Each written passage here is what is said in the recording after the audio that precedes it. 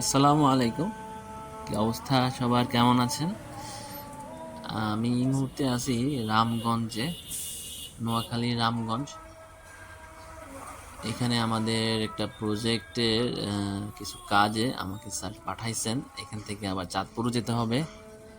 তো যখনই আমি চাঁদপুরে যাওয়ার কথা মনে মনে ভাবতেছিলাম, তখনই একটা জিনিসই মাথায় আসতেছিল, সেটা হচ্ছে চাঁদপুর গেলে অবশ্যই সালেহিন ভাইয়ের সাথে দেখা হবে। এবং চাঁদপুরে আমি অলরেডি আসার পরেই পরদিনই সালেন ভাইও চলে আসলেন তার বিখ্যাত TR-150 নিয়ে আমার প্রজেক্টের সামনে এসে আমার সাথে হাই হ্যালো করলেন।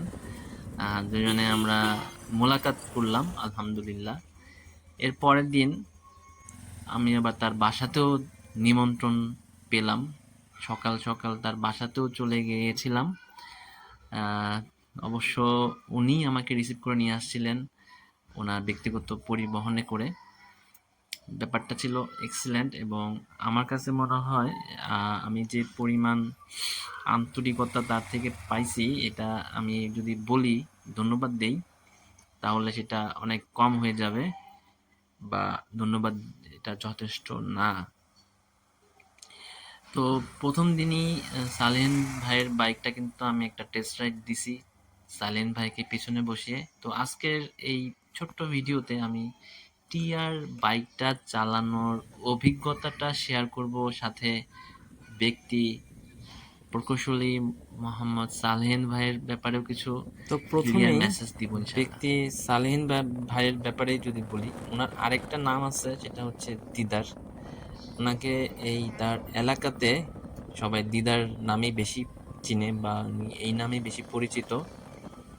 এই চাঁদপুর শহরটা খুব বেশি বড় না, এই ছোট্ট শহরে ওনার মোটামুটি ভালো পরিচিতি আছে। আর একটা বিষয় হচ্ছে, ওনার সাথে আমার পরিচয় দীর্ঘ 4 বছরের বেশি সময় ধরে। ওভার ফোনে আমরা অনেক কথা বলি, মেসেজ, চ্যাট, এ ধরনের আলাপচারিতা সবসময় থাকে।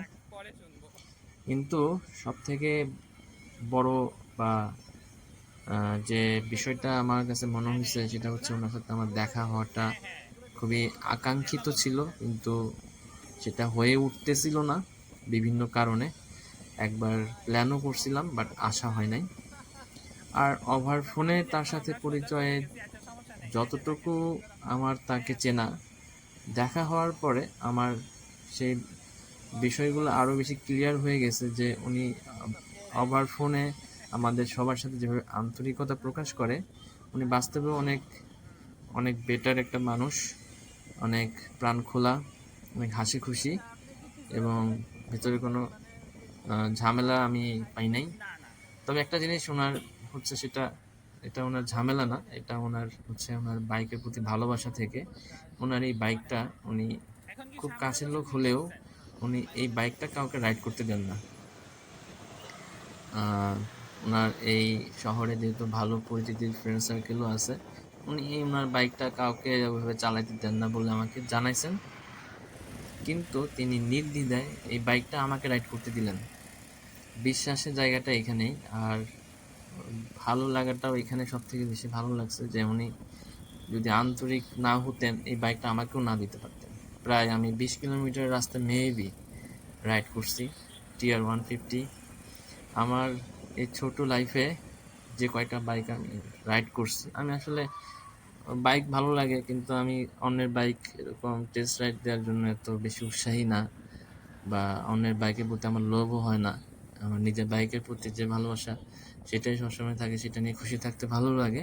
কিন্তু সালেন ভাইয়ের বাইকটা দেখে আমার তো চালানোর একটু ইচ্ছা জাগছে অবশ্যই, কিন্তু উনি নিজে থেকে আমাকে দিলেন, ভাই আপনি রাইডটা করেন। এবং আমি চালাইছি প্রায় অনেকটা পথ। এবং সত্যি কথা বলতে, উনি যে বাইকটা কাউকে দেন না, সেই বাইকটা আমাকে টেস্ট রাইড না, শুধু আমাকে প্রায় 20 কিলোমিটার রাস্তা রাইড করতে দিচ্ছেন। এবং ওনার মধ্যে মনে হয় না, হয়তো উনি হয়তো ভালো বলতে পারবেন, কিন্তু আমার কাছে মনে হয়েছে উনি খুবই, মানে, এটা আন্তরিকতার মাধ্যমে আমাকে বাইকটা রাইড করতে দিয়েছেন, এবং ওনার বিশ্বাস ছিল যে আমি ওনার বাইকটা যত্ন সহকারে রাইড করব। যদিও পুরোটা সময় উনি আমার সাথে ছিলেন, বাট সেটা ম্যাটার করে না। ওনার এই বাইকটা উনি যত্নে রাখেন। ওয়ান হ্যান্ডে চালানোর চেষ্টা করেন। আচ্ছা, এখন বলি বাইকের ব্যাপারে। যদি বলি, বাইকটা আমার কাছে চালানোর পরে অনুভূতিটা অনেক অনেক অন্যরকম মনে হয়েছে। বাইকের বেশি ভালো লাগছে হচ্ছে এটার সিটিং পজিশন, আর উনি যে মডিফিকেশনটা করছেন ইদানিং এত সুইটেবল হয়েছে, সিটিংয়ের সাথে হ্যান্ডেলিংটা এত বেশি পারফেক্ট। এই বাইক নিয়ে মনে হয় হাজার হাজার কিলোমিটার রাইড করা যাবে অনায়াসে। এটা সালেন ভাই আমাকে অলরেডি শেয়ার করছেন, আর আমি সিটে বসার পরে আমার ফিল হয়েছে এই বাইকটা আমার মনে হয় সারাদিন রাইড করতে মন চাইবে, এই বাইক থেকে নামতে ইচ্ছা করবে না।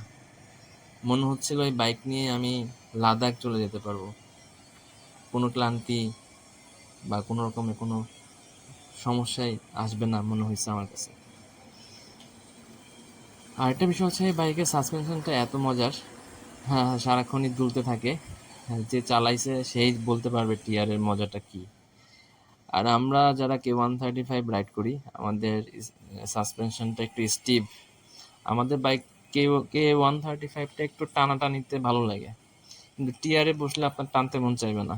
আমার তো একবারও টানতে মন চায় না, আমি 30-40-এর মধ্যেই রাখছি, এবং এটাই আমার কাছে মনে হয়েছে যে পারফেক্ট স্পিড। আমাকে অনেকে ওভারটেক করে গেছে, কিন্তু আমার তাতে কোনো সমস্যা মনে হয়নি। আমার কাছে মনে হয়েছে এত কমফোর্টেবল একটা বাইক,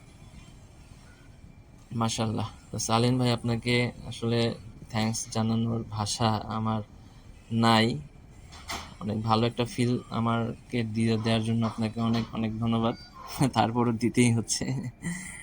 আর একটা বিষয় হচ্ছে ইনশাল্লাহ আবার আসবো, চাঁদপুরে আসবো ইনশাল্লাহ, আবারও রাইড হবে। ততক্ষণ ভালো থাকবেন, সুস্থ থাকবেন। সালিম ভাইয়ের সাথে আমার ওই একটা দিনই মোটামুটি একটু সময় দেওয়া হয়েছে, যদিও আমার অফিসের কাজ ওরকম আসলে ছিল না, যার কারণে আমিও টাইম দিতে পারছি, সালিম ভাইও আমাকে টাইম দিয়েছেন তার মূল্যবান সময় থেকে। দিনটা অনেক অনেক ভালো গেছে আলহামদুলিল্লাহ।